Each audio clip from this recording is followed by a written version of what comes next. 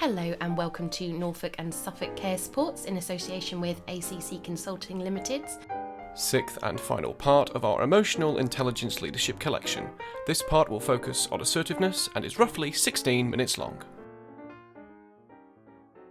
Hello everybody, I'm Amanda Collins, and we've got about 15 minutes to explore the topic of assertiveness, assertive communication. Our title, Feel the Fear and Do It Anyway, is accredited to Dr. Susan Jeffers, who has kindly given us permission to use the title of her book, which is all about assertiveness, Feel the Fear and Do It Anyway. So this bite-sized video, approximately 15 minutes, will give you the opportunity to develop the skills and the confidence to deal assertively with people both at work and outside of work.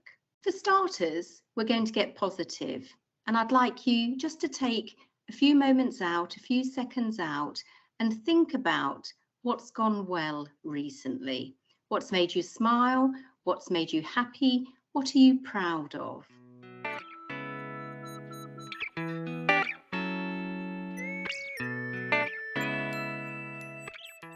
How did you get on reflecting upon what had gone well? Did some of you find it quite easy to reflect upon the positive, something that's made you happy, something that's made you smile? Perhaps some of you found it quite difficult. Why did we focus on the positive? Because assertive people tend to acknowledge the challenges, but they're very much attuned to the positive things, albeit they may be quite small things, such as the birds singing in the garden or the bulbs coming out in the garden. But assertive people do realistically focus and appraise what's going well. And the good news is that people that do focus on the positive tend to achieve more. So simply put, assertiveness is the ability to stand up for ourselves and to say how we feel when we feel we need to. So that sounds very simple, doesn't it? Just simply standing up for ourselves and saying what we want to say when we feel we need to. But what might we gain from speaking out? Perhaps we'll gain confidence, perhaps we'll gain happiness, maybe it'll impact upon our health and well-being. So why aren't we all assertive all of the time? Perhaps it's something to do with our life experiences, perhaps it's something to do with our upbringing, perhaps an experience at work recently or earlier on in our working life. Perhaps it's about coming to terms with a change, perhaps loss, perhaps bereavement. Perhaps it's because of people around us that were perhaps bullies, and that's affected our behaviour and how we communicate with others. So perhaps if we've learnt to be unassertive, we can then turn that around and think, actually, the good news is that we can learn to be assertive. And assertiveness is a simple but powerful set of skills which we can all learn. And with assertiveness, it can be helpful to remember that we can choose how we respond to given situations. So let us introduce the CBT model. The CBT model is short for cognitive behavioural therapy. And the CBT model works on the basis that our thoughts drive our feelings and our feelings drive our behaviour. So we can get into patterns of thinking, feeling and behaviour. And those patterns can be helpful.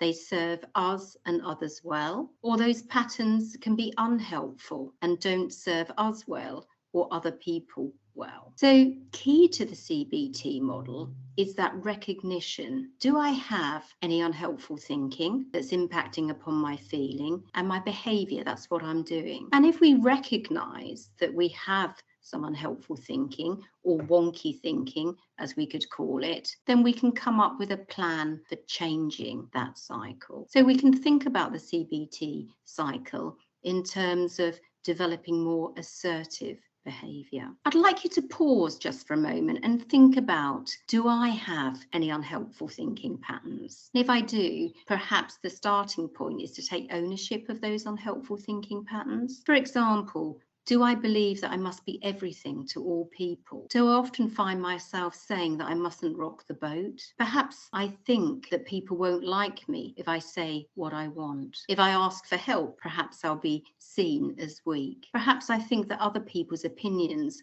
are more valid than my own. If I say no to the things that I don't want to do, perhaps I fear that the other person will become upset. So the starting point is recognizing any of those unhelpful thinking patterns. And then the key to change is about coming up with a behavioral plan. And by default, by changing our behavior, our thoughts and our feelings will become more helpful, more realistic, more positive in turn. So what we're going to do now is look at 3 different communication styles, remembering that we can choose which style we wish to use. And then over time, those chosen communication styles, that we'll start to feel more comfortable using them. So I'm going to introduce the aggressive communication style. So the aggressive communicator, what they do is they take rights that they believe to be theirs at the expense of others. So if we look at their body language, it may well be quite aggressive looking. Their face may be downturned. They maybe use the pointing finger and perhaps use the word you must, you should. They tend to push forward their own opinions. They tend to put people down. I think it would be fair to say that sometimes when faced with an aggressive communicator, we can feel maybe intimidated or maybe anxious. But perhaps it can be helpful if we remember that the aggressive person hasn't learned effective communication skills. The passive communicator gives away their own rights at the expense of themselves. So they give away their rights to other people. How do they behave? They avoid conflict, so don't put their opinion across. They say yes when they'd rather say no. They apologize excessively, and they can come across as being indecisive. So if we pause and think about how we feel towards the passive person, maybe the word empathy comes to mind, but maybe the word pity comes to mind. And if we recognize those behaviors in ourselves, perhaps we can think more about learning those assertive communication skills. So how does the assertive person communicate? Well, for starters, they very much balance their rights with the rights of other people. They respect their views, their opinions, and they value their feelings, as well as equally respecting the views, the opinions, and the feelings of others. They express their ideas, but they listen to others as well. They show empathy when it's warranted, and they show understanding too. They tend to be quite decisive and goal-orientated. So the assertive person balances their rights with the rights of others. So assertiveness or assertive behavior is about showing confidence. The assertive person ponders, is this situation really impossible? Is this conversation really impossible, or is it possible? Am I unable or able to carry out this conversation? The assertive person will make a realistic appraisal of what they are able to do and what is possible. One thing that we can do to build our confidence is to remind ourselves of our assertive rights. So what are our rights? Things like, I've got the right to say no without feeling that I have to justify or explain it. Do you believe that you have the right to choose not to be responsible for fixing other people's problems, but that you can support others when you choose to? Perhaps you realize that you have the right to make mistakes, just like everybody makes mistakes, and that you have the right to say, I don't know. And importantly, you have the right to say, that behavior is unacceptable to me. So assertive people are confident. They know what they're good at. They know what their strengths are. So I'm going to ask you just to reflect upon 10 things that you're good at.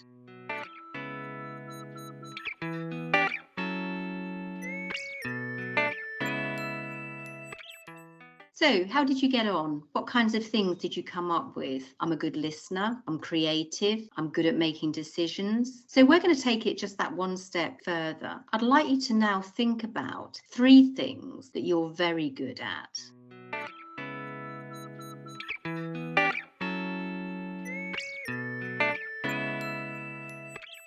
So how did you get on? Did you find that a little bit harder? Were we a bit modest in reflecting upon what we're very good at? Perhaps top at the list was creativity. It doesn't matter what those areas are. It can be hugely helpful and validating to be self-aware, those things that we're good at, and it builds confidence. So let's look at the I messages. When we get into a situation of conflict, when things get heated, when we're upset, we could slip in to the mode of saying you, such as you never, you always, you should. But actually, that word you can be quite confrontational, and that may evoke in the other person defensiveness. So when we use the word I, it assumes our personal responsibility. So there's an example up there. If I were to use the statement, you're always late for dinner, you're selfish, you're inconsiderate, don't make your own dinner in future. That's quite aggressive. And the other person can always find fault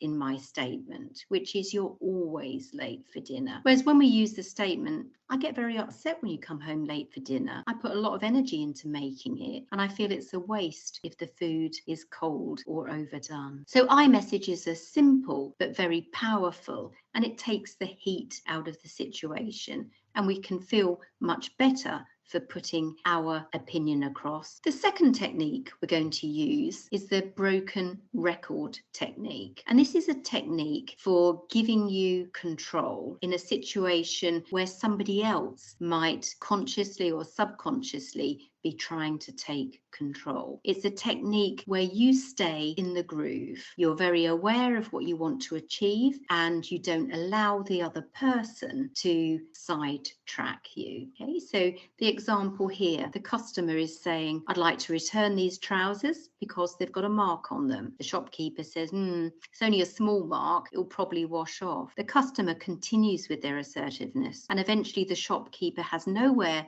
to go other than say, okay, we'll reorder them. So by keeping to the record, you're very much in control. What you want is very clear, and you're not going to be sidetracked by the other person. The third skill of assertiveness that we're going to talk about is giving compliments. Have a think. How easily and readily do you give compliments to people around you? Perhaps you give compliments more freely at work and less freely at home. The assertive person does give compliments freely. They're generous with their compliments, but they're also genuine. So they make it very clear to the person what it is that they're complimenting. So rather than saying, you did a great job today, thanks, they'll be very specific. You did a fabulous job on that report. It was clear, it was concise, yet thorough and comprehensive. Receiving compliments is something that some people find quite difficult, perhaps more difficult than giving compliments. But receiving compliments is a skill of assertion. If we think about receiving a compliment as a gift, then we wouldn't brush off a gift, would we?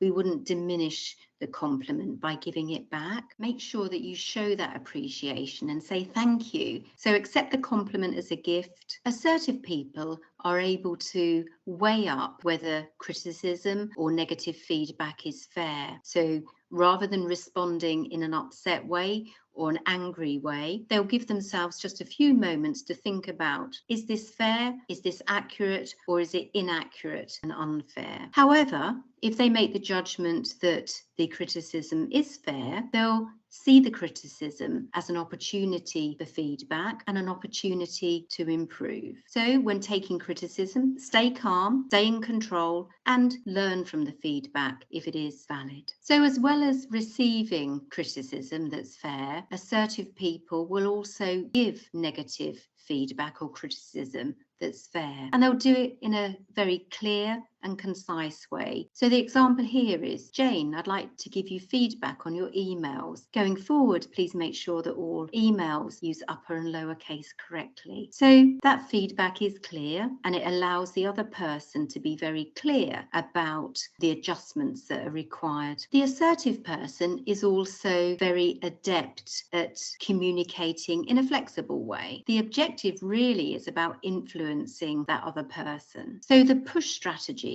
is very much a directive and telling style. It's a style that is very much, you must do this, or else. So that's quite forceful, maybe not a good style for building long-term relationship, but the positive is it's a very clear style. The other strategy is very much the pulling or the cooperative or the selling style. So this is when you very much work with the other person. We can also see 5 styles, and those 5 styles, just like an artist's palette, are made up of a bit more or a bit less of push or pull. So the assertive person will know when it's appropriate and simply avoid that discussion, but they won't overuse that. So a compromise meets middle ground. Each party is partially satisfied, but not wholly. So it can be quick to come to a compromise, but it can build resentment over time. The accommodating style